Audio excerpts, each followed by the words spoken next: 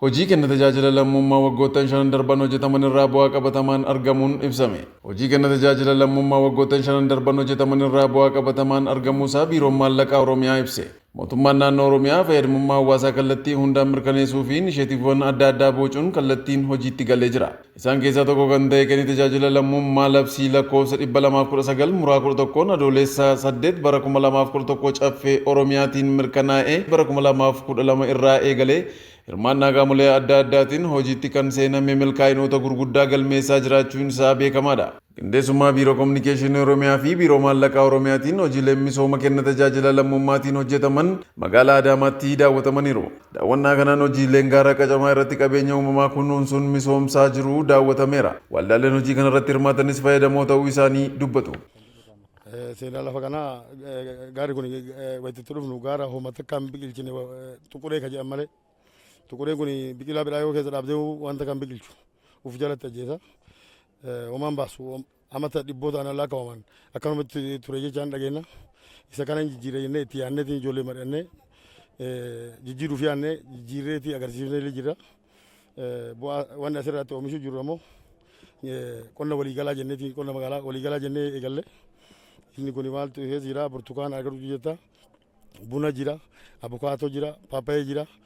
Kilaastara muuza jira waan akkana oomishuu jira daa'ima jira aannan jira lolaa kanallee naannoo kana duraan uummata keenya bokkaan cinquu ture jedhanii isa kanallee mootummaallee dhufanii nu gorsanii nullee muuxannoo abbootii keenya irraa fudhannee walitti wal qabsiisne daagaa baasneetiin bokkaa sana hambisnee jirra. Bokkaa bakka irraa hambisne kanatti asumarrattuu oomishneetiin irraa argachuu qabna jennee oomishnee irraa arganne uummatattillee fageenya taana jennee itti mul'isne. Magaalichatti hojii kenna tajaajila lammummaatiin manneen barnoota bu'uura boruu 32 ijaaramanii hojii qabatamaa keessa jiru.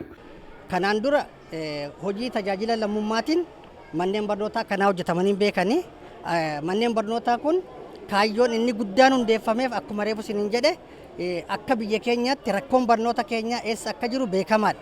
Kanarraa ka'amee biiroon barnootaa keenya barnoota kana fayyisuu kan dandeenyu akkamitti kan jedhamu qorannoon gaggeeffame manneen barnoota bu'uura boruu jala kanatti hundeessinee ijoolleen keenya sadarkaa tokkoffaatiif sirriitti qophaa'anii dandeettii dubbisuuf barreessuu sanaaf akka rakkanneef sadarkaa tokkoffaatiif akkatti qophaa'anii dhufaniif manneen barnootaa hundeeffame. Kanaaf manneen barnootaa kun carraan isaan fidanii dhufan ijoolleen hawaasa keenya harka qalleeyyiidhaa mana barumsa dhuunfaatti barsiifachuu hin dandeenye. Ijoolleen kun carraan isaanii manatti hafuu malee carraan qaban ture. Kanarraa ka'amee hojii tajaajila lammummaatiin akka magaalaa keenyattis waggoottan 3-4 darban kana manneen barnootaa kana fakkaatan 32 ijaaramee ijoolleen keessatti barataa jirti jechaadha. Kanaaf manneen barnootaa kun gaafa ijaaraman ammoo hojii kenna tajaajila lammummaa mootummaan keenya akka labsitti bara 2012 irraa kaasee hojiirra oolcheen hojiilee hojjetamaa dhufani. Amma kan keessa jirru kun mana barumsa bu'uura boruu gadaa michillee jedhama. Manni barumsa bu'uura boruu gadaa michillee kun bara 2014 dhagaa bu'uuraa kaamee hojjetame bara 2015 irraa kaasee hojii baruu barsiisuu kan eegaleedha jecha.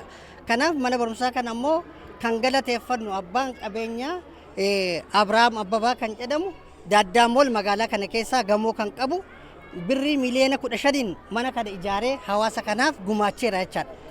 Hojiin kenna tajaajila lammummaa kun bu'aalee qabatamaa barnoota irratti fidaa jiras jedhama. Hojiin tajaajila lammummaa kun akka barnootaatti bu'aalee gurguddaa nu fideera nuti. Daree dabalataa baay'ee hojjechuu dandeenyeerra manneen barnootaa istaandardii isaa fooyyessuudhaaf dallaasaa hojjechuun isaa danda'ameera. Teessoo barataadhaa suphuudhaaf hojiilee babal'aan keessattuu gumiin tiraansfoormeeshinii barnootaatis cabinsa barnootaa fayyisuudhaaf dhufe kun manneen barnootaa keenya fooyyessuu keessatti qulqullina barnootaa fooyyessuu keessatti hojiilee babal'aa akka magaalaa keenya keessatti hojjetamaa jira. Ijoolleen keenya duriin barattu ture amma garuu manni barumsaa kun naannoo keenyatti waan argameef ijoollee keenya seeraan barsiifachaa jirra faayidaa garaa garaa qaba as keessatti nyaanni jira naannootti argamuunsaa anaaf bu'aa buuseera mucaa tokko asirraa waan barsiisaa jiruuf as keessatti waan baay'ee nu godhee jira. Hirmaannaa tajaajila lammummaatiin hawaasni mana murtii aadaa ijaarrachuun hojii eegalchiisee jira. Dursee manicha irraa hoggaan kaasu manicha uummatumatu walitti fuudheetu hawaasumatti ijaarrate hawaasni gamana kana ijaarrate akkuma labsii mootummaa naannoo keenyatti jalqaba gaafa nuyi filatamnee to'ii uummata keessaa filatamnee mana murtii aadaa kana filatamnee hojii jalqabnu bara 2016 keessa namoota abbaa warraatiif haadha warraa wal lolanii addaan ba'anii mana murtii idileetiin addaan ba'anii waggaa 26 addaan turan nu biratti dhufanii himatanii addaan turte dhufanii himatanii araarsinee walitti fayyisnee yeroo ammaa kana nagaan waliin jiran. Qaxxaleetu baran ammoo bara 2017 kana keessa akkasuma nama lafa kaartaa pilaanii kaaree meetirii 200 naannoo kun asuma kana keessatti walirraa fudhatanii waggaa 24 irraa fudhatanii nama tokkorraa boo'atii ture waajjira aadaaf turizimii dhaqee warri aadaaf turizimii nutti gadi erganii toyi isaan fuunee dhugaa baasnee toyi jari lachuu kaartaa pilaanii walii deebisanii toyi araaramanii itti gammadanii jiru. Manni murtii aadaa keenya torbanitti guyyaa 2 wixataa fi kamisa banaa oolaa guyyuma guutuu guyyaa kana lamaan namoota dhufanii toyi sa'a 2 irraa eegalee toyi haga sa'a 8tti guyyaa haga sa'a 8tti tajaajila namna dhufe tokkollee muufatee toyi tokkollee boo'atii tokko gammadaan biraan galu lachuu walitti fayyinee araarsinee gammadaatii jira uummanni keenya. Kanaanuu yaadni uummata keenya nutti gammadaatii jira jechuudha. Manni murtii aadaa kunis hawaasatti dhiyeenyaan tajaajilaa jira. Baranuma dhiyeenya hojii jalqabee ergammoo inni hojii jalqabee waa baay'ee argine namoota wal dhabee qarshiidhaan wal ganee waa hunda isaanii asirratti wal fidan namni tokko sobaan ragaan bahu qabeenya illee wanneedhaan walii deebisu jechuudha. Gahee guddaa namoota dhirsaafniitii waggaa 26 adda bahillee walitti deebisee ragaa baay'eedha uummanni hundi beeka. Waggaa 26 walitti deebisee akka bultii haarallee ijaarratanitti qarshiillee waggaa waa hunda bakka gaheen inni qabu gahee salphaa miti baay'ee gaariidha jennaan. Magaalichatti hojii tajaajila lammummaatiin manneen 1500 ol harka qalleeyyiif ijaaramanii dabarfamanis hojii daawwatame keessaa isa biraati. Walumaa galatti akka magaalaa Adaamaatti waggoottan 5 darban kanatti hojiin kenna tajaajila lammummaa qarshii biiliyoona 5.7 olitti tilmaamamu hojjetame hawaasnis fayyadamaa ta'eera. Hanga bara 2016 hojii tajaajila lammummaatiin gara birrii biiliyoona 5.7 sadarkaa bulchiinsa magaalaa Adaamaatti kan hojjetame. Hojiin kunis mana harka qalleeyyii ijaaruu, mana barnoota bu'uura ijaaruu, hojii qabeenya uumamaatiin dhiiga arjoomuudhaan hojiiwwan qabeenya uumamaa daagaa hidhuudhaan hojiiwwan gosa adda addaa amma sadarkaa gosa hojii 51 irra ga'utti bara kanas hojiin kun itti fufeera. Bara kana hanga kurmaana lammaffaatitti hojii tajaajila lammummaatiin birrii biiliyoona 1.1 ol akka bulchiinsa magaalaa Adaamaatti hojjechuun danda'ameera. Egaa yoo ilaallu faayidaa isaa yoo ilaallu manneen harka qalleeyyii 1500 ol amma bara 2016tti kan ijaaraman yoo ta'u namni 8,000 ol maatiin 8,000 ol kanarra tajaajila kan argate yoo ta'u manneen barnoota bu'uura 32 ol kan ijaarame yoo ta'u barattoonni 8,800 ol kan keessatti barachaa jiranii fi yeroo ammas hojiin kun kan itti fufee jiru ta'uu isaati.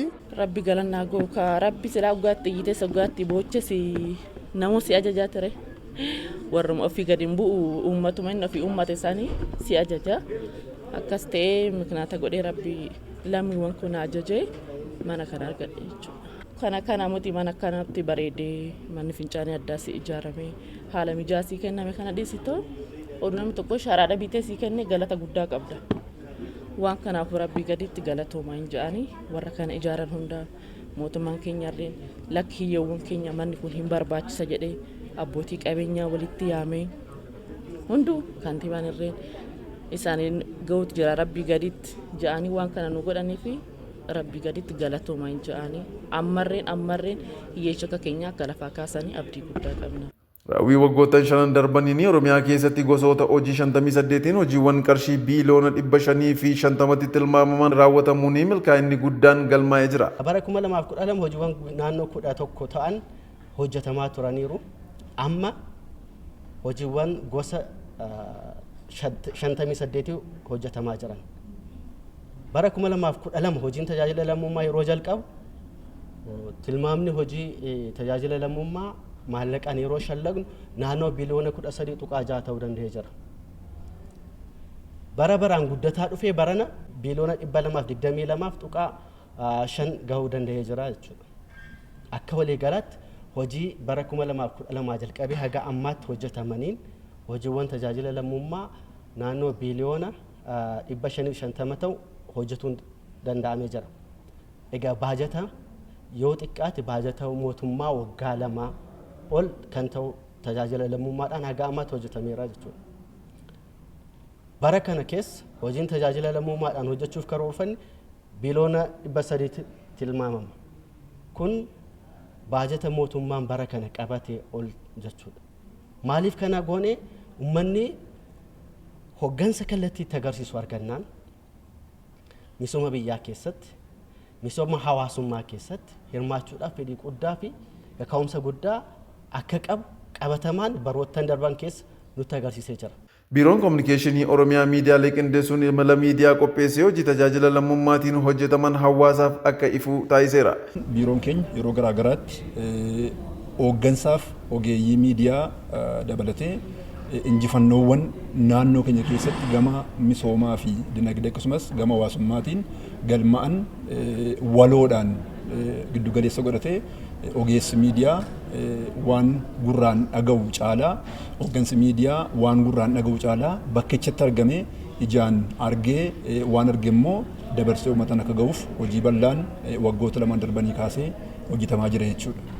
Guyyaa har'aas labsii kanaan dura mana maree yookaan caffee Oromiyaatiin mirkanaa'e yookaan bahe giddugaleessa godhachuudhaan hojii tajaajila lammummaa naannoo keenya keessatti hojjetamaa jiru ogeeyyii fi hooggansi miidiyaa ijaan akka argu waan arge kana immoo uummataan akka ga'uuf hojii bal'aan hojjetamaa jiru jechuudha.